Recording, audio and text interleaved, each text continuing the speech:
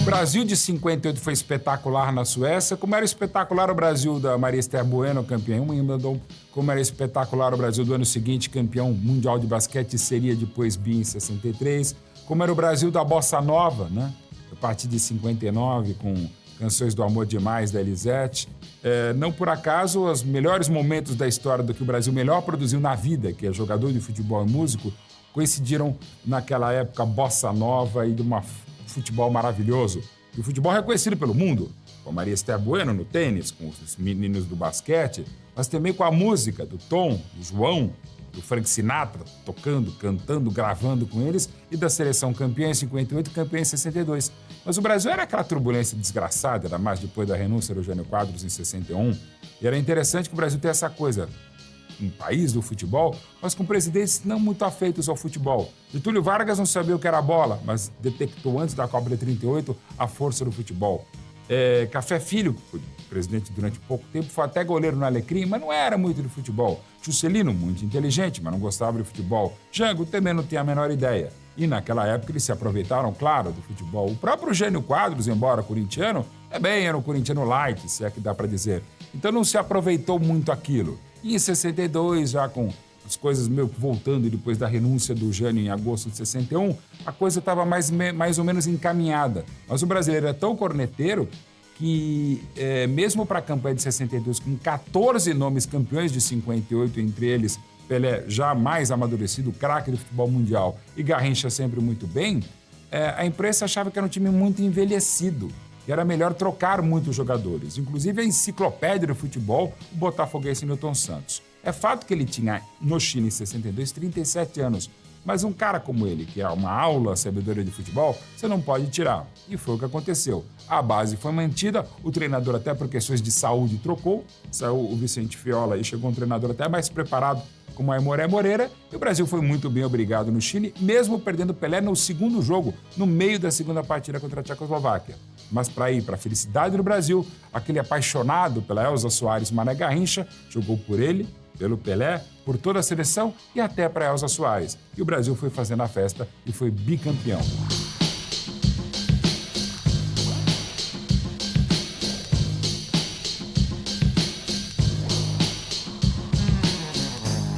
Em 62, a campanha foi menos complicada ou menos traumática da Copa da Suécia, porque já no time tarimbado. O que foi de traumático mesmo foi a lesão muscular do Pelé, que fez número quase que todo o segundo tempo contra a seleção da Tchecoslováquia, e o Brasil, com 10, ainda conseguiu segurar o 0-0.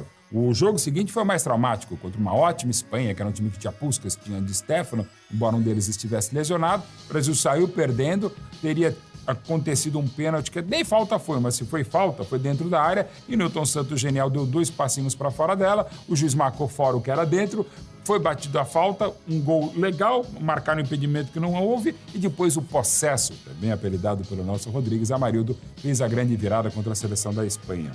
Já nas quartas de final, era a Inglaterra de novo, como havia sido em 58. Os pais do futebol, que depois de o inventarem, não souberam muito bem o que fazer com a bola e não podiam, no dia que Garrincha fez de tudo, fez gol de falta, fez gol de cabeça, fez gol de Garrincha, acabou com a Inglaterra. Na semifinal, o Chile, que sempre torceu pela seleção brasileira desde os primeiros jogos em Vinha del Mar, em Santiago era o dono da casa, mas não foi o dono da festa, mesmo perdendo Garrincha a seleção brasileira por expulsão. O Brasil, sem grandes dificuldades, venceu e teria um pouquinho mais de emoção na grande decisão contra a Tchecoslováquia, porque o grande Masopust, melhor jogador da Europa naquele ano de 62, fez 1-0 para os tchecos. Mas logo na saída o Brasil empatou com um gol estranhíssimo do Amarildo. Ele quis chutar, ele quis cruzar, eu só sei que a bola entrou. E aí depois, na virada, o Zito, numa grande jogada, fez de cabeça 2-1 para o Brasil, e depois, numa falha terrível do ótimo goleiro Schroef, o artilheiro, um dos artilheiros da Copa Vavá, o Peito de Aço, fez 3-1 para o Brasil.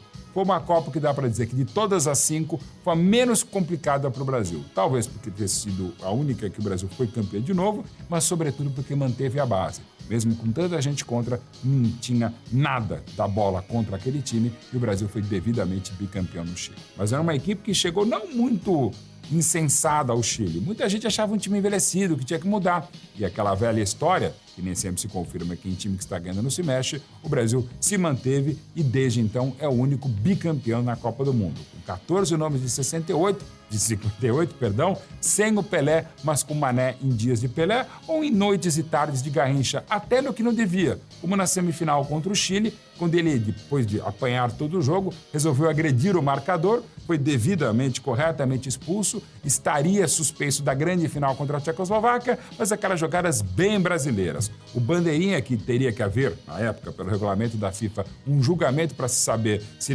o Garrincha poderia ser, digamos, inocentado e jogar a grande decisão contra a Tchecoslováquia, o bandeirinha Esteban Marino sumiu. Não se sabe o que aconteceu com o bandeirinha uruguaio. O que se saberia depois é que ele viria a peitar durante muitos anos no futebol de São Paulo. Talvez mera coincidência, mas é aquela coisa. Para ganhar no futebol não é só dentro de campo, também é fora de campo e nisso a seleção driblava muito bem como se fosse um Mané Garrincha, deixando o mundo inteiro com vários Joões, ou vários Giovanni, ou vários Johan, não sei o nome. Só sei que no futebol brasileiro muitas vezes se ganha muito bem dentro e também fora de campo.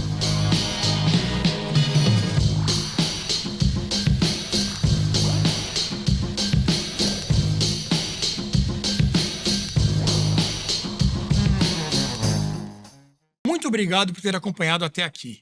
Você faz parte de um grupo de pessoas que está constantemente em busca da verdade. Se você é como os milhares que percebem o debate público atual muito raso e superficial, eu te convido a dar um passo no sentido contrário, saindo dessa bolha e buscando informação. O que você viu agora é apenas a ponta do iceberg. Nossa missão é maior, é um resgate. Queremos devolver aos brasileiros o acesso à nossa cultura, à nossa história e a uma educação que realmente forme o indivíduo. Ação! Um trabalho que tem mudado milhões de brasileiros e que, para continuar, precisa de você. Só é possível produzir esse nível de conteúdo com essa seriedade sendo independente. Não temos patrocínio de governo e jamais aceitaremos R$1 do dinheiro público. A nossa única fonte de receita, o que mantém toda essa estrutura aqui e nos permite oferecer vídeos gratuitos como este, que você acabou de assistir, é a nossa comunidade de membros. A oportunidade que eu quero te dar agora é a de sair da posição de espectador e se tornar um viabilizador dessa causa. Ao assinar a Brasil Paralelo, você não ganha apenas acesso a um catálogo com o que há de melhor em educação e entretenimento no país. Você garante que conteúdos assim continuem tendo um lugar, com a qualidade que você exige e a credibilidade que o Brasil precisa. Toque agora no link aqui embaixo, escolha o seu plano e venha fazer parte de algo maior. Muito obrigado pela confiança e te vejo na nossa plataforma.